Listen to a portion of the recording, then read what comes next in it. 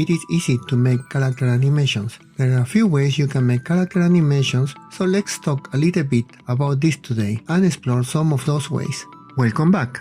If you are new to the channel, I make games, and you can download many of my games from the link in the description below. One of the most time-consuming tasks in game development is to make the game art and animation of your characters. How much time do you need to do that? Time and effort will depend on your game perspective. Top-down is one of the easiest, since you only see one side, the top, and you can rotate the same sprite to any direction without having to worry about perspective, so you only need very few sprites to achieve all the needed angles. But if it is a side view, expect it to be at least 2 times more, and in perspective, the amount of effort can be at least 6 to 9 times more than just top-down view, since you need to draw every single angle.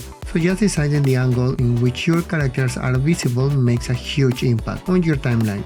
Now, if we focus on side view games, there are 3 main ways you can handle animations. The first way is to draw each frame like most 2D games, like a traditional animation, or create sprite sheets. Only do this if you are good at drawing and animating. Games like Dust and Elysian Tale, Cuphead, and many others use traditional drawing techniques mixed with sprite sheets, while other games like Stardew Valley use traditional pixel art animation. Second, use skeletons with different parts to assemble a character. This is easier than the first and less time consuming, and more developer friendly than traditional methods, since you only need to draw basic shapes and use a skeleton to animate your characters. Easier and faster than drawing all frames. Games like Limbo, Castle Crashers use this technique, but don't be fooled. You can mix this technique with part swapping and create an even more vivid animation, like in Shank game. As you can see, characters have a lot of expression, and many body parts swap over on many frames, creating the illusion of fluidity that a traditional,